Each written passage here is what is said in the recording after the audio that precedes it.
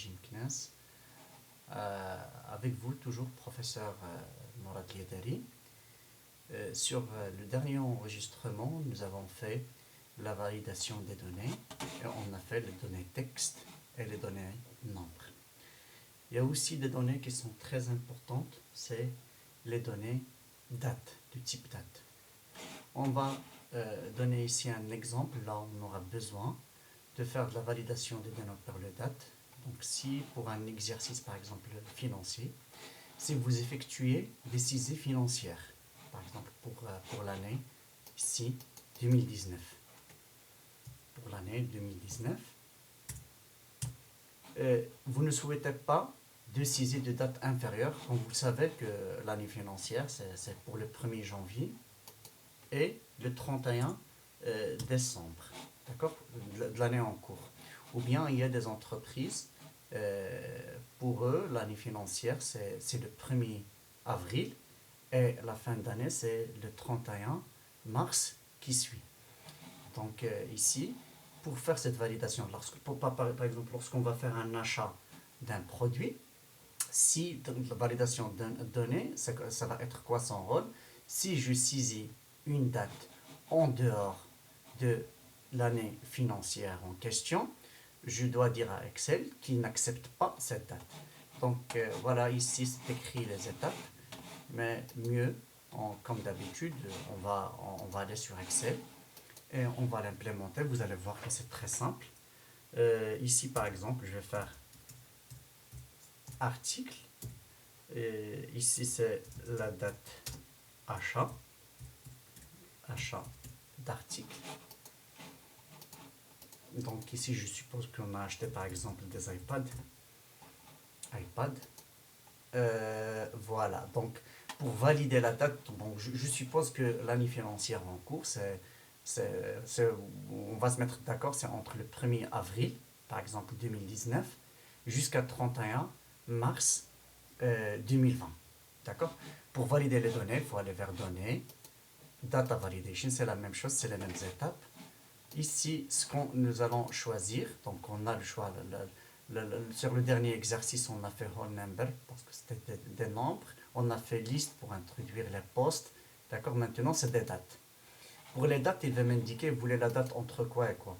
Je vais dire par exemple, date de départ, c'est avril, je commence ici parce que c'est en anglais, je commence par le mois, le 4, 1, et je dis par exemple 2019.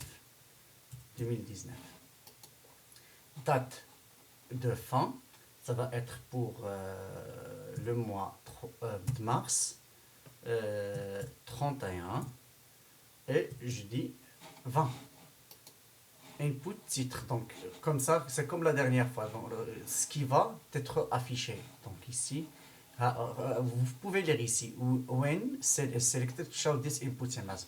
Quand la cellule est sélectionnée, voilà ce qui va apparaître, d'accord. Le titre, je vais dire ici date, par exemple, achat de produit ou bien d'article. Input image, donc on va prévenir ici l'utilisateur, on va lui dire merci ou bien entrer une date entre, par exemple ici, on a dit entre quoi? Entre le 1er avril 19, d'accord, 1er avril 19 et le 31 mars 20, d'accord. Donc et si ici l'utilisateur il va saisir une date en dehors de cet intervalle, on va afficher un message d'erreur, date achat par exemple. On va lui dire date, après vous pouvez personnaliser ça, date saisie est incorrecte ou bien invalide. Incorrect. Oh, je peux même dire s'il vous plaît, s'il vous plaît, vérifiez. Vérifier donc la date ou bien vérifier. Ok. regardez ici, date d'achat, une date entre le 1er avril. Si je viens ici, par exemple, je vais dire 5, 15, je fais 19. C'est une date qui est valable. Je vais venir ici, par exemple, je vais faire 5, 18, et je fais l'année 18, qui n'est pas l'année financière, en cours. Regarde, il va me sortir le message d'erreur. Date d'achat, date saisie incorrecte. S'il vous plaît, vérifiez là. Bon, vérifiez, d'accord. Je vais essayer encore une autre date. Je vais donner maintenant une date au-delà de 20. Je vais faire par exemple 2, 15, et je vais faire 21. Date de saisie est incorrecte.